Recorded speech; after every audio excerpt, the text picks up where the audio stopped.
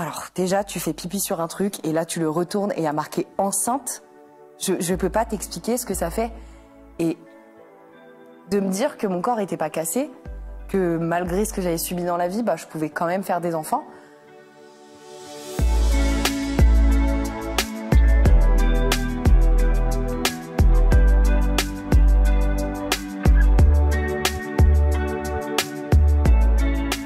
Bonjour Cindy, comment tu vas? Bonjour Sam, ça va très bien et toi? Oui, t'es sûr que ça va bien? Ouais, je te jure, ça va. Un peu la pression, mais content d'être ici. Ben moi aussi, ça fait 4 ans Cindy qu'on s'est pas vu. Et quelles 4 années?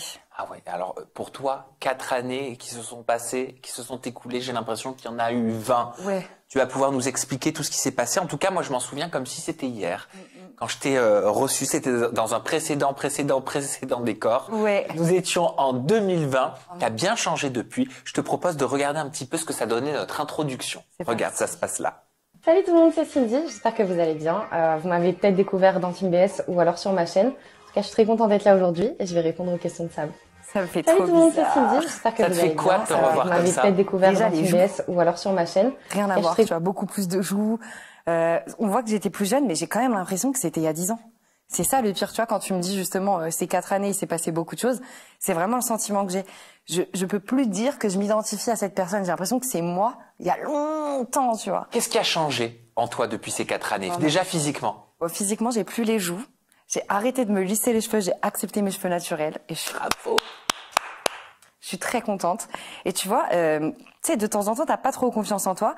Et souvent, en ce moment, je me disais, j'ai l'impression d'avoir glow down depuis cette période. Ah ouais. Mais tu vois, comme quoi tout est dans la tête. Hein. Mais ouais, je me sentais un peu en glow down. Et là, ça me fait plaisir parce que je vois une évolution, mais une évolution qui est normale. Et je me sens toujours jolie et ça fait trop plaisir. T'étais magnifique. Merci et t'étais beaucoup. magnifique. Est-ce qu'elle savait, cette Cindy de 2020, tout ce qu'allait lui arriver les années à venir? Je pense qu'elle pensait déjà qu'elle avait déjà vécu le plus difficile. Elle n'était pas du tout prête pour ce qui arrivait après. Hein. Ça, clairement pas. Mais je pense que, tu vois, on me dit souvent, qu'est-ce que tu aurais dit à la Cindy d'avant? Je vois pas ce que j'aurais pu lui dire parce que je vois pas ce qui aurait pu me préparer à vivre ce que j'allais vivre. Tu vois, ça a tellement été violent que j'avais pas de, il y a pas de mots, il y a pas de. Elle s'est bien débrouillée, hein. Elle est toujours là, donc c'est qu'elle a tenu. Alors, il y a quelques temps, tu as annoncé une triste nouvelle à tes abonnés sur les réseaux sociaux. Cindy t'a dit, je me préparais à vous annoncer une très bonne nouvelle, mais bébé ne s'est pas accroché. Je suis en train de faire une fausse couche. Comment t'as traversé cette étape? Déjà, j'attendais pas d'enfant tout de suite. J'en voulais pas tout de suite, j'en voulais. Évidemment, j'ai un instinct maternel qui est très développé. J'ai toujours aimé les enfants. Je fais beaucoup d'humanitaire autour des enfants. J'aime les enfants, tu vois. Mais pas tout de suite. Dans ma tête, je me suis toujours dit pas avant 35 ans. Je suis tellement carriériste. Parce que tu venais en plus de rencontrer ton copain. Exactement, ça faisait quelques mois qu'on était ensemble. On n'avait pas prévu, tu vois. Et surtout, j'étais sous pilule. Plus j'avais encore mon traitement antidépresseur. Moi, j'étais persuadée que je pouvais pas tomber enceinte, tu vois. Donc déjà, il y a eu le premier jour de retard de règles où je me suis dit, c'est bizarre, tu vois. Et puis il y a eu la découverte du test positif, prise de sang positive, tout est positif. On attend l'écho de datation et un jour, je sors de la douche et je saigne. Et en fait, on sait que quand on saigne, c'est très mauvais signe. Donc j'appelle le SAMU me dit d'aller aux urgences. Aux urgences, on me dit, ah bah oui, bah c'est une fausse couche, faut rentrer chez vous. Et on me dit, Doliprane, Spasfon. Et en fait, j'ai passé 5 jours d'enfer parce que tu as des vraies contractions quand tu fais une fausse couche. C'était hyper douloureux. Et c'est aussi, bizarrement, une étape de ma vie qui m'a fait faire la paix avec la dépression que je venais de faire et avec la souffrance que mon corps venait de traverser pendant plusieurs années, tu vois. Cette étape de ma vie m'a réconciliée avec la vie. Je me suis rendu compte que, contrairement à ce que j'avais ressenti il y a quelques mois, non, je voulais pas mourir. Oui, je voulais rester en vie. Et que j'avais la force et le mental de m'en sortir. Tu vois ce que je veux dire? Ça m'a... Alors, tu me donnes beaucoup d'éléments sur vrai, lesquels j'ai envie de rebondir, que je trouve très intéressants et sur lesquels j'ai envie de t'entendre. Mais je vais commencer par le premier. Allez. On te le dit si violemment aux urgences. Rentrez chez vous, madame, c'est une fausse couche que vous faites. Ce qui m'a un peu embêtée, c'est que je suis aux urgences obstétricales, donc aux urgences de la maternité. On me dit même pas, est-ce que vous voulez attendre de voir quelqu'un? Bien sûr que j'aurais attendu ça, mais j'étais arrivée il était quoi, midi? S'il avait fallu attendre jusqu'à 5 heures du mat, je l'aurais fait. J'avais besoin de réponses, j'avais besoin d'être sûre de ce qui se passait, que c'était pas de ma faute, j'avais besoin d'être rassurée, de savoir ce qui s'était passé. Est-ce que c'était pas non plus une grossesse extra-utérine ou quoi? Personne ne s'est occupé de ça. Et c'est moi, en rentrant chez moi, qui ai pris un rendez-vous le lendemain pour aller voir un autre gynécologue, qui lui a encore plus manqué de tact, qui m'ausculte. Et là, il retire ses gants, il me dit, bon, fausse couche terminée, on n'en fera pas un enterrement au Panthéon. Mais monsieur, ça va pas ou quoi? On n'en fera pas un enterrement au Panthéon, mais pourquoi te dire ça? Bah parce que pour lui, c'est tellement clinique et ça arrive tellement dans la vie d'une femme qu'il n'y a pas de raison que moi je sois effondrée à l'idée d'avoir perdu mon premier enfant. Sauf que c'est unique quand ça arrive dans la vie d'une femme. C'est ton premier test Malheureusement, positif, quand c'est la première fois, c'est plein de premières choses, tu vois. Et puis, comme c'était une surprise, mais une belle surprise, moi j'étais prête. Hein, j'avais l'impression, je me suis sentie punie par la vie, genre en mode, bah non, en fait, non. Déjà, comment tu l'as accueilli, cette grossesse, quand tu as vu le test positif? Quand tous les tests étaient positifs, tu t'y attendais pas, tu prenais la pilule? Je souris immédiatement parce que ça a été les 5 meilleures minutes de la fin de mon année dernière, tu vois. Potentiellement même de l'année. Ah, tu l'as vécu comme ça? Alors, déjà, tu fais pipi sur un truc et là, tu le retournes et il y a marqué enceinte. Je peux pas t'expliquer ce que ça fait. Et de me dire que mon corps était pas cassé, que malgré ce que j'avais subi dans la vie, bah, je pouvais quand même faire des enfants. Et puis que peut-être c'était l'heure et que, en fait, finalement, bah, enfin, tu vois, je t'en parle, j'ai le sourire direct, j'étais très contente. Ouais, mais pourquoi tu dis ça? T'avais l'impression d'être morte? T'avais l'impression de ne pas pouvoir vivre? Tu le disais que quelque part, ça te sortait de la dépression dans laquelle t'avais l'impression que tu sortirais jamais, que ça t'avait sorti complètement de tes idées sombres, que cette vie te disait quelque part, et regarde ma jolie. C'est pas fini. La vie, elle est là. Il y a encore plein de choses à faire et c'est là que ça peut c'est exactement ce sentiment-là, tu vois. De me dire, mais en fait, Cindy, t'as tellement de choses à vivre. Pas à travers toi maintenant, mais peut-être à travers tes enfants ou avec eux. Ou même là, d'un coup, j'ai eu envie de vivre, de voyager, de goûter à tous les plats du monde, d'être là, de m'en sortir, tu vois. Enfin, ça m'a réconciliée avec la vie, vraiment. Tu te sentais morte?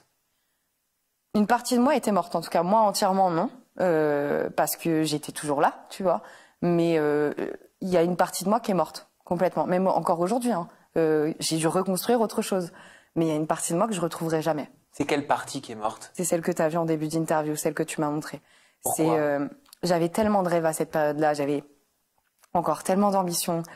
J'étais prête à tout pour réaliser ce que j'avais envie de réaliser, et je pense que la dépression, le cyberharcèlement et tout ça m'ont un peu sorti de cette. J'avais une mentalité où je me disais que j'étais capable de tout faire, tu vois. Et tout ça, ça m'a un peu enlevé ce truc de combativité et de me dire que si j'avais envie d'être Miss France, je pouvais être Miss France, et si je voulais être Miss France Cuisto, je pouvais être Miss France Cuisto, et en même temps faire le tour du monde et faire le tour tu vois. Mais c'est l'image que j'ai toujours eue de toi. Quand je t'ai reçue, je m'en souviens très bien, en 2020, pour moi, t'étais une chanteuse et en même temps, t'étais une créatrice de contenu. Exactement. Tu vois, j'ai jamais voulu me poser d'étiquette parce que j'ai toujours voulu tout essayer. Après ça, et avant la grossesse, j'avais plus ce truc-là. C'était cassé. Il y a eu un événement terrible qui t'est arrivé, c'était en 2021, si je me trompe pas. T'as vécu ce qu'on appelle aujourd'hui un homejacking. Ouais. Hein, t'étais chez toi, en train de dormir, avec tes chats. En juin, en été. Et je dormais nue. Oh, j'en ai des frissons. Franchement, Sam, cette nuit-là, c'était n'importe quoi. Je me suis endormie vers 3-4 heures, et c'est la seule nuit de ma vie où j'ai éteint toutes les lumières de chez moi. Il y a toujours une LED, une veilleuse, un truc. Et j'avais mes 2 chats. Et à 10h du mat, j'ouvre les yeux. Alors déjà, je suis très en retard parce que je devais me réveiller très tôt. Donc j'ai pas entendu mon réveil. J'ouvre mes yeux me piquent, me brûlent. J'ai du mal je comprends pas trop ce qui se passe, mais surtout, ma porte d'entrée est grande ouverte sur la cour intérieure de mon immeuble. T'étais au rez-de-chaussée? Ouais. Donc en fait, c'était hyper dangereux, tu vois. Donc je me dis peut-être que c'est mes chats qui ont ouvert la porte pour sortir, mais je les ai jamais vus ouvrir de porte. Enfin, tu vois, ça met un petit moment à monter. Donc par réflexe, je sors pour vérifier si mes chats sont pas dehors. Et là, je les trouve en fait à l'étage, endormis totalement. Alors qu'un animal, quand tu te réveilles, son premier réflexe, c'est de venir pour que tu lui donnes à manger. Exactement, te câliner. Ils étaient totalement endormis. Et en passant par ma salle de bain, je vois un meuble qui est tombé. Et tu sais, c'est un meuble ventouse. Ça fait 1 an et demi qu'il est accroché. Il est jamais tombé. Donc je me rappelle que je tilte un petit peu. Je me dis, c'est bizarre. Je redescends, toujours pas compris. Toujours pas compris ce qui m'était arrivé. Je redescends, je cherche mon téléphone. Introuvable. Et comme j'avais une maison à étage, je me suis dit peut-être qu'hier, tu l'as pas branché au même. J'étais loin de m'imaginer. Tu te sentais vaseuse? Sincèrement, je me sentais hyper vaseuse. Je me sentais même presque en gueule de bois, tu vois. Mais comme j'avais peu dormi et mal, je me suis dit, peut-être que j'ai pas tout de suite tilté, tu vois. Et puis, du coup, comme je trouve pas mon ordi, je me dis, bah tant pis, je vais essayer de le localiser. Enfin, mon téléphone, pardon, je vais essayer de le localiser avec mon ordi. Et c'est à ce moment-là, en me tournant vers ma télé, parce que je l'avais branché en HDMI, que je réalise qu'il n'y a plus d'ordi. Et là, je fais le lien, plus d'ordi, plus de téléphone. Porte ouverte, on t'a cambriolé. Et là, une panique, j'avais jamais ressenti une panique qui pique comme ça, qui te pique le corps, un frisson qui pique parce que je dormais toute nue cette nuit-là, parce que mon coussin il est sous mon téléphone est sous mon oreiller, donc on m'a forcément touché. Pourquoi j'ai rien senti? Comment je fais pour appeler quelqu'un puisque on m'a piqué mon téléphone, enfin, on m'a volé mon téléphone chez moi. Et ce que je comprends pas en fait, c'est qu'on m'a pris que mon téléphone et mon ordi. Donc je me suis dit, est-ce que c'est quelqu'un qui veut faire du recel d'informations, de photos, de données personnelles? Il y avait une Switch, il y avait du liquide sur la table, il a pas bougé. Enfin, tu vois, des trucs, j'ai pas compris en fait. J'appelle la police. La police arrive avec un mec de la police scientifique pour essayer de prendre des empreintes. Et la police là me dit, écoutez, tout ce qu'on voit, c'est que vous êtes la seule dans le quartier. Donc on a dû vous suivre. Et surtout, on pense que vous avez été gazé, puisque les yeux rouges et le fait que je me sente vaseuse au matin. Et ça veut dire quoi? Ça veut dire que pendant que tu dormais, ouais. Quelqu'un s'est introduit, une ou plusieurs personnes se sont introduites à ton domicile, ont intégré ta chambre, ok, et ont déclenché une sorte de gaz. Ils ont gazé. Qui t'aurait mis dans les vapes? Je sais pas ça. Moi, comme je dormais, je ne sais pas, mais d'après la police, c'est ce qui aurait pu se passer. Mais si tu t'es pas réveillé, je pense que j'ai tellement un sommeil léger en plus. Ils t'ont pas mis un tissu comme ça pour? Je sais pas. Parce que tes chats pareils étaient dans le même état. Je pourrais jamais te dire ce qui s'est passé. Je n'en saurais jamais rien. Mais ça, c'est horrible de pas savoir. C'est horrible. Et c'est surtout le lendemain, je trouve des bleus sur mes côtes, des trucs, donc je commence à me psychoter, à me dire mais ça se trouve. Enfin, c'était horrible. Ils m'ont touché? C'était horrible. T'as eu peur qu'ils t'aient touché? Bien sûr que j'ai eu peur. Évidemment que j'ai eu peur. T'as forcément peur de ça. Tu penses, tu te touches, tu t'auscultes, pardon, mais... Tu sors de la douche, tu te regardes dans tous les sens. Est-ce que là, t'as mal ici? Est-ce que, tu sais, tu palpes? Tu palpes. Et comme je te dis, j'ai un bleu sur les côtes, je sais pas d'où il sort. Parce qu'un bleu sur les côtes, c'est quand même vachement... Enfin, c'est un bleu sur les côtes. Tu sens quand tu te tapes une côte, quoi. Je suis incapable de te dire qui est rentré, combien ils étaient. Je n'ai rien vu, rien entendu, rien. Et pourquoi t'avoir pris juste ton téléphone portable et ton ordinateur? J'en ai aucune idée, Sam. Aucune idée. Je ne sais absolument pas ce qui s'est passé. Il y a eu une enquête? Il y a eu une enquête qui a été classée sans suite. C'est-à-dire, ils ont pas identifié les malfrats? Non. Non. Tu sais pas qui c'est? On ne saura jamais. Mais c'est horrible, ça. Oui. Ça veut dire que même des années après, je suis désolé, non, mais t'as dû te les poser les questions. T'évolues, t'avances, tu fais ta vie en te disant, il y a des personnes qui ont fait tout ça, qui sont venues chez moi, ils n'ont pas été attrapés, je ne sais pas qui c'est. Enfin, je veux dire, ouais, tu le gardes en toi. Angoisse. Concrètement, tu le gardes en toi. Là, il n'y a pas une nuit où je vais pas me coucher en vérifiant 3 fois que la porte est pas fermée. Et surtout, j'ai fait installer 8 000 € de caméras de surveillance. Enfin, tout ce que j'avais gagné des 3 derniers mois, je l'ai mis dans Vérissure pour me mettre à l'abri, quoi. Parce qu'en fait, même en voyageant au bout du monde, Sam, avec un sac à dos, dans des chambres d'hôtes, dans des auberges de jeunesse, n'importe où j'ai dormi. Là où je pouvais. Jamais il m'arrivait un tel truc. Il faut que ça arrive chez moi. Puis avant d'arriver chez moi, il y a une première porte, puis une deuxième, puis ma porte. Donc la personne, elle m'a attendu dans ma cour intérieure que j'éteigne toutes les lumières. Donc tu penses qu'ils t'ont identifié? Je pense que oui. En fait, soit on m'a identifié, soit ça vient de l'intérieur. C'est ça qu'on m'a dit. Soit c'est quelqu'un de mon entourage. De ton entourage. entourage? Faire peur. Il y a rien qu'à fuiter, t'as pas des photos qu'on fuité par la suite? Merci, rien. T'as pas eu de chantage? Non. Après, tout de suite, en fait, ils ont oublié l'iPad comme il était noir sur mon piano, ils l'ont pas vu. Donc tout de suite, j'ai bloqué les 2 appareils et j'ai eu l'heure d'ailleurs du cambriolage, j'étais 5h13. C'est à cette heure-ci que mes appareils ont arrêté de borner. Donc ça veut dire que de 5h du mat jusqu'à 10h, ma porte est restée grande ouverte. Donc en plus de ces cambrioleurs-là, il y aurait pu avoir n'importe qui rentre. T'as du voisinage qui t'a un petit peu informé? Personne. Vraiment, absolument personne n'a rien vu. Personne. Ok, aujourd'hui ça va jamais. Comment par rapport à cette histoire? Aujourd'hui ça va mieux parce que déjà je vis plus seule, je vis avec mon chéri, oui. Et puis j'ai déménagé plusieurs fois de cet endroit-là. Depuis, donc j'ai réussi à me recréer un cocon où je me sens en sécurité. Mais très objectivement, je veux un chien de garde, tu vois. Enfin, je me sentirai jamais totalement en sécurité chez moi. J'ai dormi avec un couteau sous mon coussin pendant des mois et des mois. Je sors plus en bombe lacrymogène, c'est mort. Ah bah, je te comprends. Je veux plus jamais que ça m'arrive. Bah, bien sûr. Franchement, il y a pas plus encore un cambriolage quand t'es pas là. Bien sûr que ça doit faire peur, mais quand tu dors et que t'es une femme seule, je pense qu'on est encore un degré au-dessus, tu vois. Mais c'est ce que tu dis. C'est-à-dire que c'est quand on entend parler de hijacking à la télévision, avant le cambriolage, les personnes attendaient que les gens soient pas là. Voilà, que les propriétaires, les locataires soient pas là. Aujourd'hui, c'est-à-dire ils veulent que tu sois là. Et toi, c'est encore particulier. Ouais. C'est-à-dire que t'as pas le fin de mot de l'histoire. Non. T'as pas le fin de mot. Je l'aurai jamais, surtout. Faut faire le deuil de ça, tu vois. Oh, faut pas dire jamais. C'est vrai. On sait jamais. Je les vois mal m'envoyer un petit DM sur Insta. Hello, c'était nous il y a quelques années. Désolé. Je pense pas. Et tu penses que la police pourrait rouvrir l'enquête? Non. La police déjà, ils s'occupent pas des enquêtes de viol. Alors Sam, franchement, non. En parlant de ça, sur ta bio TikTok, t'as marqué la go qui fait des blagues avec ses traumas. Ouais. Je me suis demandé pourquoi tu t'auto-blaguais par rapport au sujet si dramatique, tragique, sérieux, mais important pour la collectivité dont tu parles. C'est mon moyen de cope, comme on dit. Tu vois, c'est mon moyen de faire la paix avec ça. J'ai besoin de blagues. Ça a toujours été mon réflexe de défense. Quand je me sens attaquée, quand je me sens en danger, quand je me sens vulnérable quelque part, j'ai besoin d'être drôle ou d'essayer de l'être, tu vois. Et faire des blagues sur quelque chose qui t'a fait mal, c'est d'après moi la première étape pour aller mieux. C'est dédramatiser tout ce qui s'est passé autour de ça. Alors ça veut pas dire que ça m'enlève toutes les nuits d'angoisse et tout ce que j'ai pu vivre suite à ces traumas-là, tu vois. Mais c'est une certaine manière de me dire que je laisserai pas ça gagner. Et que la vie est toujours belle et drôle finalement. Le mouvement MeToo qu'on a vu apparaître au travers de différents épisodes dans différentes industries, est-ce que tu penses qu'il t'a aidé, toi, à un moment donné, à libérer ta parole? Énormément. Énormément, parce que la première fois que j'ai parlé des violences sexuelles dont j'ai été victime, donc la première fois c'était de l'inceste, j'en ai parlé j'en ai vraiment parlé en 2022, mais j'ai commencé à en parler en 2015 justement, 2017 pardon, et c'était au moment du MeToo. Quand il y a eu ce hashtag sur Twitter, je me rappellerai toute ma vie. Pour moi, c'est un jour qui a changé Internet. Il y a eu un hashtag qui s'appelait MeToo, et puis je clique sur le hashtag et je vois plein de femmes et d'hommes qui témoignent de violences sexuelles, tu vois. Et moi, à part à ma mère et à mes grands-parents et à certaines copines, j'avais jamais parlé de ce que j'avais vécu et c'était tellement, entre guillemets, tabou, sale, qu'il fallait pas en parler, tu vois.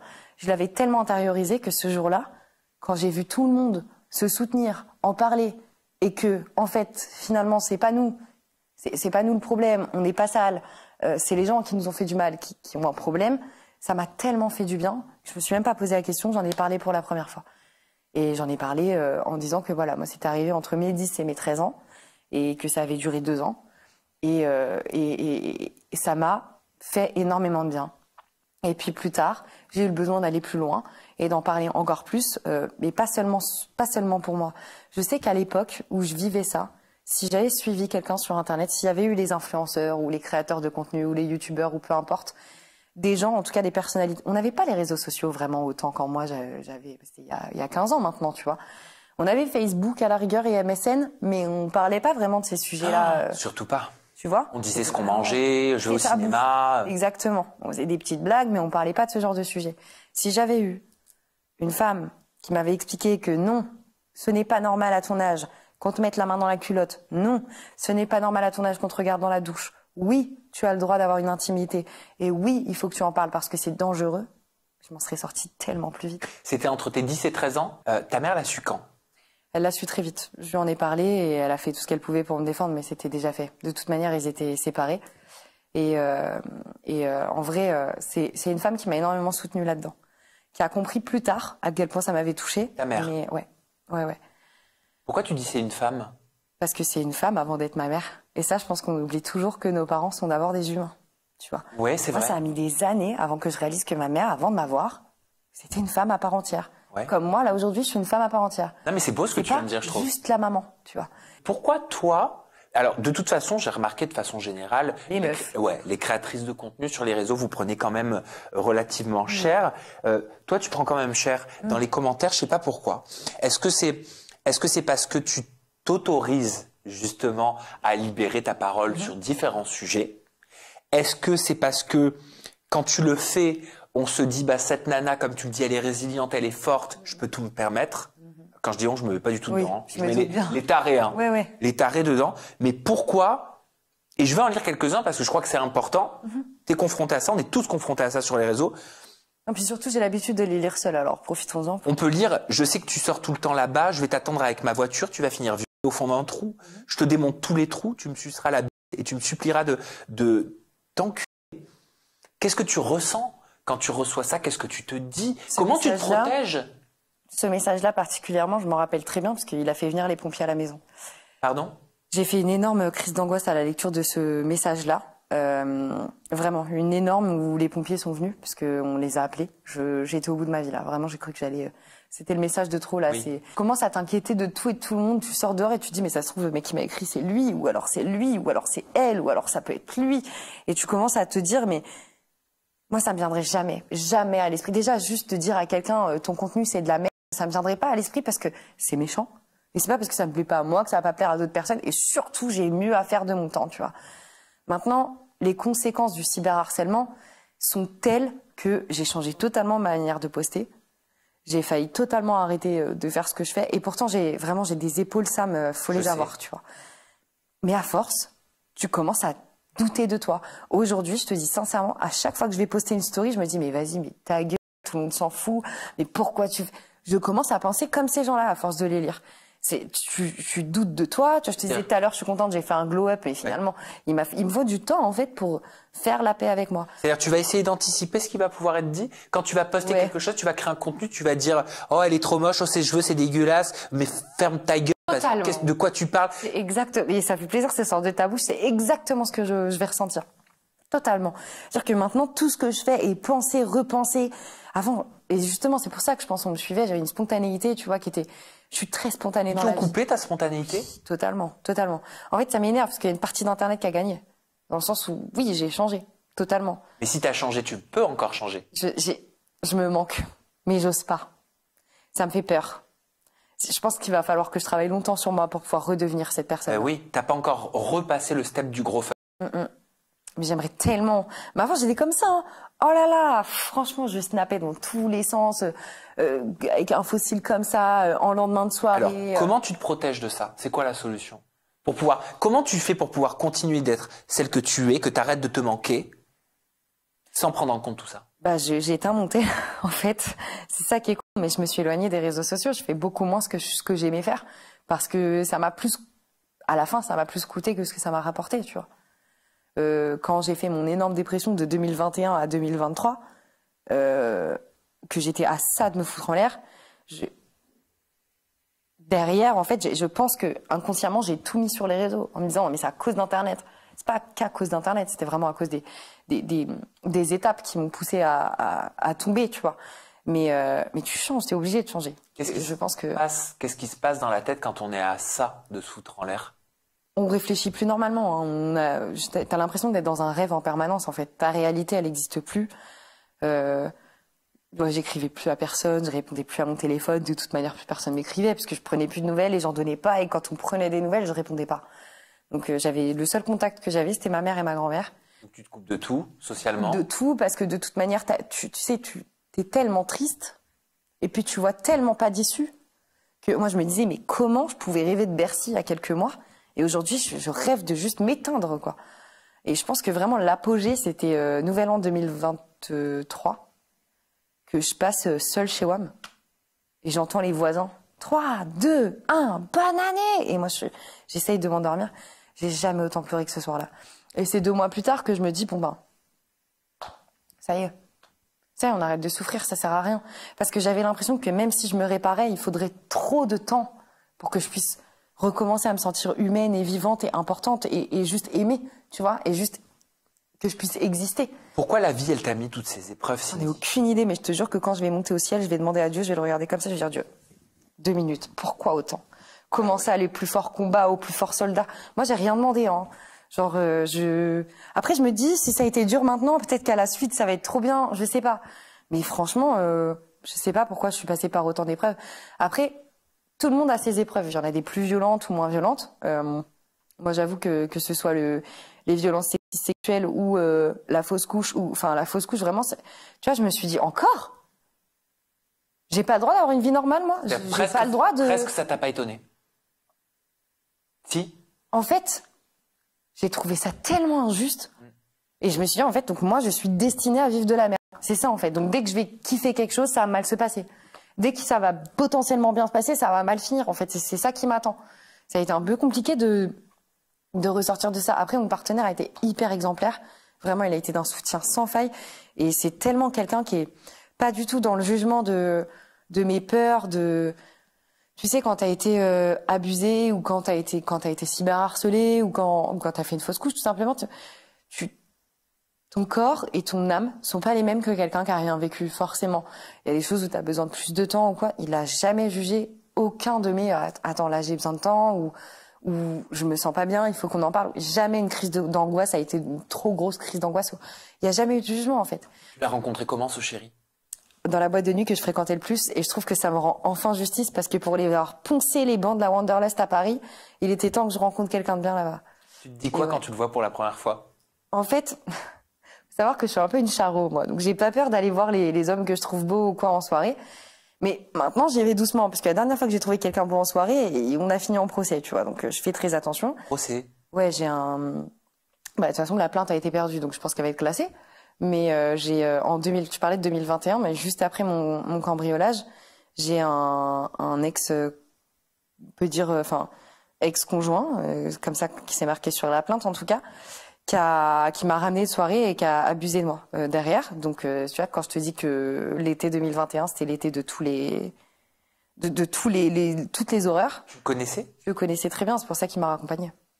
Vous étiez ensemble? On était séparés depuis quelques mois. Ok, mais ça veut rien dire, hein, parce que le viol conjugal, ça totalement. existe vraiment. Totalement. Voilà, mais c'est juste pour comprendre. Ouais. Donc, on se connaissait. Vous aviez été ensemble. On avait été ensemble. On avait mis fin à la relation il y a quelques mois. Depuis combien de temps vous étiez plus ensemble? Plusieurs mois. 3 mois, 3-4 mois. Ok, vous passez la soirée ensemble? En fait, on est au même endroit. Ok. On est au même endroit. Je suis juste à côté et lui, il a 1 heure de route. Donc, qui m'accompagne ou qui m'accompagne pas, enfin, je pouvais prendre un Uber, mais il propose. Donc, je veux dire, on est quand même, on a fait les choses ensemble. On s'est fréquentés pendant plusieurs mois. Tu l'as eu aimé? Assez confiance pour. Tu l'as eu aimé? Je sais pas si on peut parler d'amour. Il y avait des red flags? Oh là, énormément. Franchement, c'est une relation horrible. Ah ouais, vraiment. J'ai des copines qui ont témoigné pour te dire. Donc c'est que vraiment, c'était quelqu'un qui me, je sais pas comment le dire. Ouais, exactement, c'est ce mot-là, grosse emprise et tout. Et c'est pour ça d'ailleurs que on arrive chez moi. Je lui dis, j'ai pas envie que tu rentres, je suis en train de déménager, c'est le bordel. Il me dit non, mais je veux juste un verre d'Ice Tea. Je suis pas une connasse, tu vois. T'as 1 heure de route, prends-le ton verre d'Ice Tea. Et en fait, on arrive, il ferme la porte, et là, 17 minutes d'horreur, il fait ce qu'il a à faire, il rentre chez lui. 2 jours plus tard, je lui dis, écoute, je veux plus jamais qu'on se voit, qu'on partage l'intimité, plus jamais. Alors c'est terminé. Il vient devant chez moi, il met un coup de pression en me disant que je suis qu'une grosse menteuse, que de toute manière, c'est mes médicaments qui me font dire n'importe quoi, parce que je faisais des crises d'angoisse, donc j'avais un traitement de fond antidépresseur pour calmer les crises. Oui, non, mais ça rend pas parano, non? Non, ça rend pas parano, et puis on n'invente pas un vieux. Donc il faut un petit peu arrêter les conneries. Et puis j'ai porté plainte 1 an après. J'ai fini par porter plainte. Il a fait de la garde à vue. Là, j'ai appelé il y a quelques mois pour essayer de savoir où ça en était. La police ne sait pas où est la plainte. C'est pas mal ça. Oh, génial. C'est pas mal. Ouais. C'est pas mal. Vraiment, c'est là où j'ai porté plainte, ils l'ont pas. Dans sa ville, ils l'ont pas. Et on sait pas où elle est cette plainte. Comment tu veux avoir confiance Mais c'est moi en fait. Moi, j'ai plus du tout confiance au système. Hein. Enfin, vraiment. C'est pour ça que tu me dis pour le le homejacking, la plainte, ils s'en foutent, Sam. Ils s'en foutent. Ils s'en foutent tant que tu dois pas des milliers d'euros ils s'en foutent. S'ils ont pas d'argent à gratter sur ton histoire, ils vont pas s'y attaquer, tu vois. Donc là, j'imagine que c'est classé. J'en sais rien. Je saurais jamais, je pense. Enfin, voilà. Donc voilà. Et donc, attends, je sais plus pourquoi j'avais fait ce switch d'histoire. C'est parce que je te demandais comment tu avais rencontré ton chéri. Oui, voilà. Tu me disais que tu avais après des relations comme ça, en vrai, ça, on peut pas se mentir, dans le langage corporel de quelqu'un, il y a déjà énormément d'éléments. Tu vois, il y a des gens où tu sens qu'il y a ce truc d'emprise, il y a ce truc de... Je sais pas comment le mimer autrement, je suis désolée. En vrai, la plupart des choses sont sous nos yeux dès le début d'une relation. Tu le sens. Seulement, on ne le voit pas ou on refuse de le voir. Exactement. Et c'est après coup qu'on se dit, mais oui, il y avait ça comme signe, mais je l'ai vu, mais pourquoi je n'ai pas voulu m'écouter? Justement, la première fois que je rencontre la personne qui m'a fait du mal, je me dis, il a l'air horrible. Jamais je veux lui parler. C'est bon pour toi? Et c'est petit à petit, à force, mais il a gagné ma confiance, tu vois. Ah ouais. Et là, contrairement à, quand je rencontre, il s'appelle Evan. Quand je rencontre Evan, Je vois qu'il n'y a pas de ça, il n'y a pas de vice. Il a C'est l'air le super chéri, sympa. c'est le super chéri. Chéri d'amour, genre. Il a l'air super sympa. Il est avec ses petits potes. J'ai de la chance, il est avec quelqu'un que je connais. Ouais. Je me dis, ça va faciliter les choses, tu vois. Ouais. Et puis, gentil, quoi. Enfin, ça se voit qu'il est gentil. Du coup, je vais discuter avec lui, on échange nos numéros. On se voit 1 fois, 2 fois, 3 fois. À chaque fois que je vois mes amis, je suis en mode, ouais, non, je sais pas, il est mimi, mais j'ai pas trop envie d'être en couple. Les garçons, c'est tous des connards. Et moi, j'étais vraiment en mode, c'est bon. Tu vois, t'as pas envie de repasser par certaines choses. Et puis, petit à petit, il prouve. Il prouve qu'il est là, il prouve que... Donc c'est pour ça que quand je suis tombée enceinte en novembre, j'ai pas eu peur. Parce que pour moi, dans ma tête, à chaque fois je me disais, si tu veux faire un enfant, t'as 70% de finir de l'élever seul. 70% de chance, pardon, de finir par l'élever seul. Parce que je trouve que les garçons, ils restent de moins en moins dans des longues relations, tu vois. Donc j'avais déjà, entre guillemets, fait le deuil d'un papa pour mon enfant. Puisque moi-même, j'ai pas réussi à en avoir, alors qu'il y a eu un deuxième test, et que vraiment, tu vois, je me dis, les papas, c'est chaud. Là, je sais que si demain on se sépare, mon enfant aura un papa. Quoi qu'il. Ok, tu le sais, tu le Quoi sens. qu'il, je le Ouais. sais. C'est Oui. un papa. C'est-à-dire, vous n'allez peut-être pas finir votre vie ensemble On parce n'en qu'on sait sait rien, pas de quoi c'est il fait Dieu la qui vie. donne. Par contre, Mais- tu penses que ce sera un bon papa. Totalement. J'en suis sûre, en fait. comprends. J'en suis totalement sûre. Et puis, ma famille l'a validé, sa famille m'a validé, donc ça fait super plaisir aussi, tu vois, Tout le monde est validé. tout le monde est validé. On s'est installés ensemble là il y a 1 mois, on a eu nos clés, on est très contents. Vous comptez vous marier Oui. quand? Je sais pas, faut qu'ils se décident. Ah, t'attends la demande? Ouais. T'as pas eu la bague? Non, pas encore, regarde, le doigt est vide. Ok, exact. Ça lui met une petite pression, ça. Ouais, je sais qu'il nous regarde, donc Mais tu penses qu'il va faire sa demande bientôt? j'espère. Franchement, j'espère. En vrai de vrai, je lui laisse 3 ans. Avant Oh, qu'il ça demande. va. Ouais. Et toi, tu veux le mariage en mode princesse ou tu veux un mariage très intimiste? Non, je veux un truc de princesse. Mais avec que nos proches, hein, tu vois, mais je veux quand même un beau mariage. Ok. Après, tu vois, en termes de robe, par exemple, j'avais des envies quand j'étais plus jeune qui sont plus du tout les mêmes aujourd'hui, tu vois. Tu voulais la change meringue. beaucoup. Mais bien sûr. Mais qui voulait pas la robe de Disney comme ça, là? Et oui. Toute Et là grosse. maintenant, attends, laisse-moi deviner, tu veux la petite robe toute simple, dos nu, dentelle. On verra. On verra, on verra. Mais en tout cas, c'est clair qu'on a appris en simplicité, ça, c'est sûr. Bah oui, bien sûr. Et vous comptez réessayer? Vous réessayez? Ouais. Ouais. Là, du coup, j'ai arrêté la pilule et on verra. On Ok. verra, on verra. Le gynéco a dit 4 mois, l'OMS 6, donc on verra. On verra comment ça fonctionne. C'est-à-dire pourquoi 4 mois? Avant de pouvoir refaire un enfant. Ah, je savais pas ça. C'est ce que le gynéco m'a dit. Et il m'a dit, surtout avec, tu sais, le tact dont je t'ai parlé au début. De toute Oui. façon, on s'inquiète qu'au bout de la 3e fausse couche. Ah! Ok. Merci, monsieur. En tout cas, c'était un plaisir de vous voir aujourd'hui. Bah, dis donc, Vraiment, vous êtes il donne super envie- il sympa. donne envie de faire un apéro Ah ouais. avec lui. Hein. Tu sais qu'après, je suis allée voir ses notes. Oui. Je suis pas la seule. Hein. C'est vraiment quelqu'un de pas très sympa. Hein. Mais pourquoi tu continues d'aller Bah, ce je soir? suis arrêtée. Je l'ai vu qu'une fois, mais plus jamais. J'ai dit 2 parce que j'ai Oui. vraiment vu 2 fois. Mais plus jamais là. C'est bon. J'ai trouvé une autre gynéco très sympa. Et... Bah ouais, la psychologie, Voilà. c'est quand même, c'est des métiers dans lesquels la psychologie, c'est important. en vrai. Attends, tu peux pas te mettre comme ça dans la chenille des gens et être méchant comme ça, c'est pas possible. Et puis même si pour toi, c'est juste un œuf qui s'est pas accroché, que ce soit ton point de vue scientifique, c'est quelque chose. Enfin, c'est une chose. Que tu me le mettes à moi dans le visage, c'en est une autre, tu Bien vois. sûr, bien sûr. Toi, pendant que tout ça, ça se passait en toi, tu commençais à te poser des questions, tu commençais à penser à des prénoms, tu commençais à Ouais, avoir un ouais, lien. ouais. On avait déjà le prénom. On voulait l'appeler Ariel, fille ou garçon. Ah bah oui. Ouais. Très joli prénom, mais du coup, ce Ouais. sera le 2e prénom de mon prochain enfant. Si j'arrive. Ah, on Ok, verra. mais bien sûr que tu vas y arriver. C'est tout ce que je te souhaite. Merci beaucoup, Sam. La musique, Cindy.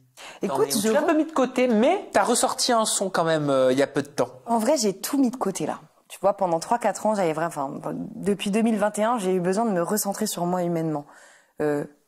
Qui je suis, qu'est-ce que je veux, comment je vais y arriver et comment je vais le faire, tu vois.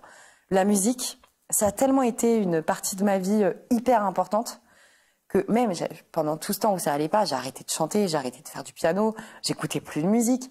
Donc il a fallu déjà recommencer à en écouter, recommencer à aimer ça. Mais là, Je peux t'aider, retourne, hein.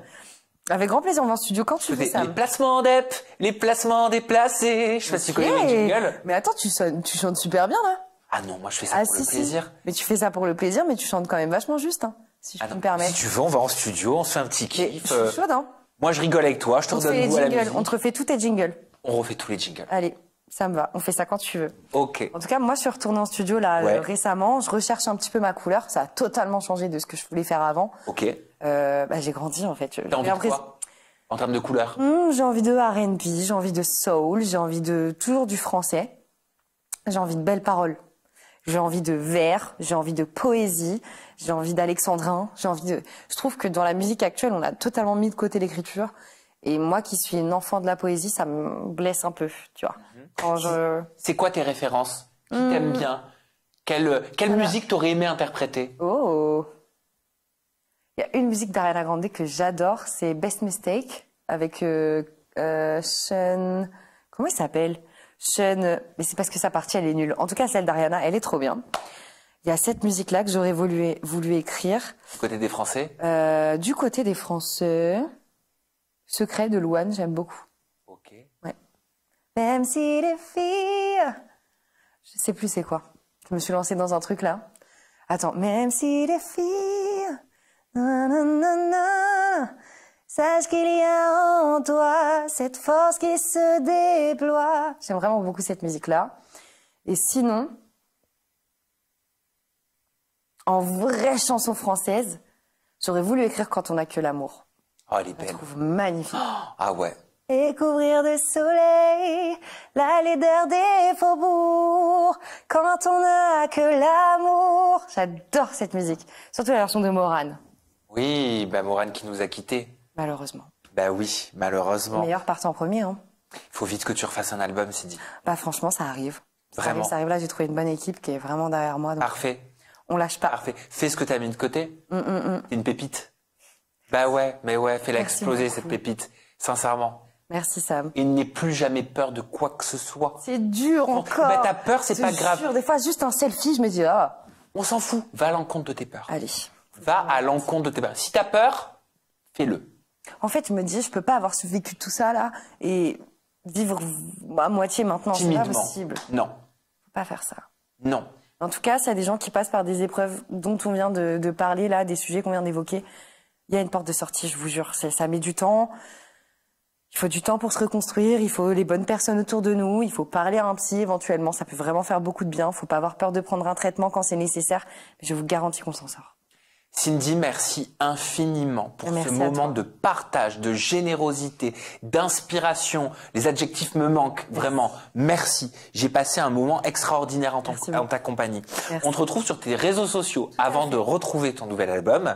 Ça se passe du côté d'Instagram, c'est Cindy Off. Ton compte Twitter, c'est Cindy Officiel, X, pardon.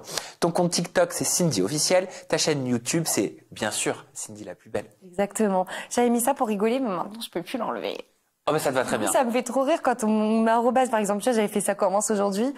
Arrobase Cindy la plus belle. Ça me fait trop rire, mais ça me fait moins rire. Mais ça me fait encore rire. J'aimerais pouvoir changer. Merci Cindy. Merci à Merci à vous pour votre fidélité. Merci à vous pour votre bienveillance dans les commentaires. Merci à vous aussi pour votre accompagnement de la parole de Cindy parce que vous y contribuez Totalement. énormément avec votre écoute active et avec votre engagement et vos commentaires. Merci pour ça. On se retrouve très bientôt avec une nouvelle personnalité. Toujours des confidences en toute intimité. Ça va faire 10 ans quand même. Hein. Et prenez soin de vous et des gens que vous aimez. Bye bye.